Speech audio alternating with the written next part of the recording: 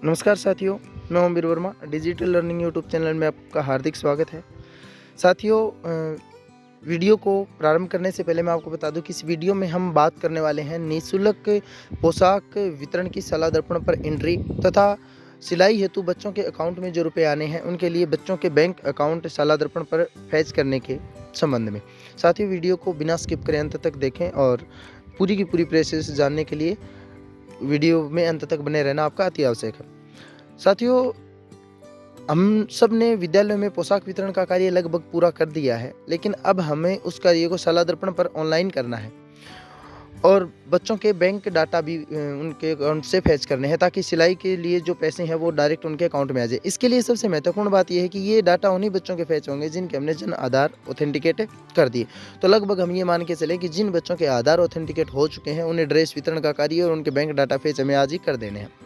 देखिए, हम वीडियो को प्रारंभ करते हैं। सलाह दर्पण पर योजना में एक नया टैब प्रारंभ हुआ है, छात्रवृत्ति डीबीटी प्रणाली। हम छात्रवृत्ति डीबीटी प्रणाली ऑप्शन जो नया प्रारंभ हुआ है उसके ऊपर जाकर उसको ओपन करेंगे। उसको हम जैसे ही ओपन करेंगे तो हमें डाटा वगैरह के लिए आगे से आगे निर्देश मिलते रहेंगे।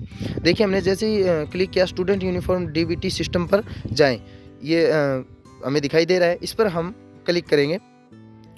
इस पर हमने जैसे ही क्लिक किया तो देखिए हमारे सामने एक टैब ओपन हो गया जिसके अंदर हमारे स्कूल का नाम और उससे संबंधित जो डिटेल है वो आ गई। इसको हम मैच कर लें। उसके बाद में हमें यहाँ दिया हुआ है व्यू ऑल काउंट। हम व्यू ऑल काउंट पर क्लिक करेंगे। एक बात और ध्यान रहे साथियों कि इसके अंदर हमें ये इम्पोर्टेंट ध्यान रखना है कि जिन बच्चों के जन आधार कार्ड नहीं हुए हैं उनके डाटा फैच नहीं होंगे। तो ये ना सोचें कि मैं सभी बच्चों के डाटा एक साथ फैच करने हैं, ऐसा नहीं है। जिन बच्चों का काम हो गया उनके डाटा फैच कर दे ताकि शीतकालीन छुट्टियों के बाद में आए तो जिन बच्चों के जन आधार बाकी हैं उनको हम बाद में कर सकते हैं। तो देखिए, हम व्यू ऑल काउंट पर जैसे ही क्लिक करेंगे तो हमारे सामने इस प्रकार से टैब ओपन हो जाएगा। अब इसके अंदर दिखा रखा है कि स्टूडेंट एलिजिबल 109, पेंडिंग स्टूडेंट पूरे के पूरे पेंडिंग है क्योंकि इस वक्त ये कार्य किया नहीं गया। तो हम यहाँ क्लिक करेंगे लेफ्ट साइड में जो 3 लाइन है इन पर और यूनिफॉर्म स्टेटस पर जैसे ही क्लिक करेंगे तो 3 तरह के हमारे सामने ऑप्शन होंगे। चरण 1 है वर्दी की स्थिति, चरण 2 है बैंक विवरण प्राप्त करें और चरण 3 है पीओ को अग्रेसित करें। सबसे पहले हमें वर्दी की स्थिति यानी कि यूनिफॉर्म स्टेटस को देखना है। तो यहाँ हम करेंगे गेट क्लास वाइज डाटा। अब देखिए, क्लास वाइज डाटा आ गए कि क्लास 1 में 12 स्टूडेंट हैं जिनमें से टोटल यूनिफॉर्म क्लॉथ गिवन यानी कपड़ा ड्रेस का जो है वो 0 बच्चों को दिया गया है। जन आधार है वो 7 के ऑथेंटिकेट हैं।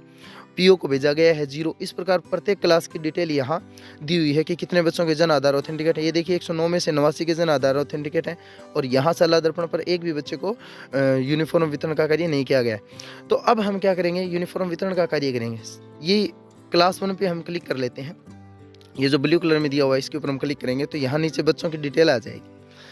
अब बच्चों की डिटेल के अंदर हमें बच्चों के नाम और वर्दी कपड़ा देने के लिए उनका स्टेटस आ जाएगा कि हमने चयन किया है या नहीं किया है। अब हम क्या करेंगे, इसके अंदर वर्दी के कपड़ा देने के लिए चयन जो किया है उनमें से उन बच्चों का हम चयन कर लेंगे। अगर किसी बच्चे का अगस्त के बाद एडमिशन हुआ है तो उसका हम चयन नहीं करेंगे क्योंकि उसके लिए वर्दी का कपड़ा नहीं आया है। तो हम यहाँ चयन के ऊपर क्लिक करके ऑल चयन कर लेंगे, यानी हमने जिन बच्चों को ड्रेस वितरण किया उसको चयन कर लेंगे और जिस बच्चे का एडमिशन अगस्त के बाद हुआ है उस बच्चे के डॉट को हम यहाँ से ब्लैंक कर देंगे। और फिर हम करेंगे अपडेट क्लॉथ स्टेटस, यानी कि हमने सभी बच्चों को सिलेक्ट कर लिया जिन बच्चों को हमने ड्रेस वितरण किया और उसके बाद में हम यहाँ क्लॉथ स्टेटस पे क्लिक करेंगे, अपडेट कर देंगे इस क्लॉथ स्टेटस को। तो ये इन बच्चों को ड्रेस वितरण का कार्य हो जाएगा सलाह दर्पण पर ऑनलाइन। ये देखिए आ गया uniform cloth given status successfully.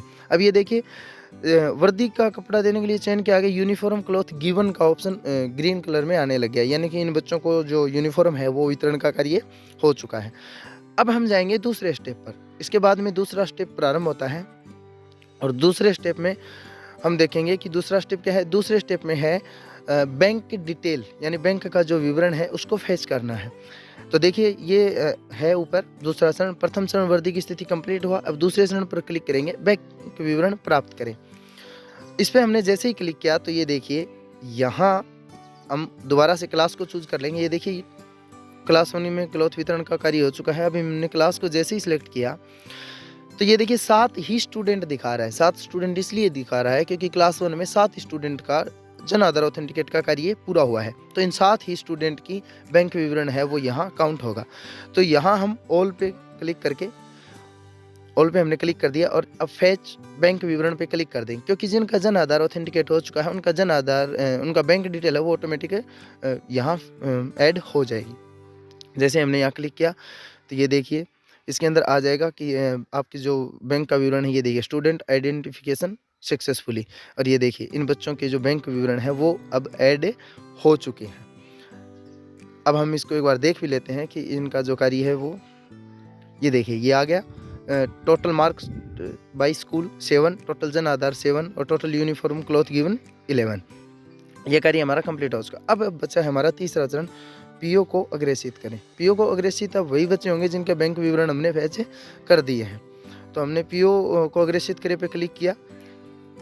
अब हम ये देखिए फॉरवर्ड टू पीओ एक्शन के अंदर आ गया, फॉरवर्ड टू पीओ, और ये 7 स्टूडेंट फॉरवर्ड टू पीओ होंगे।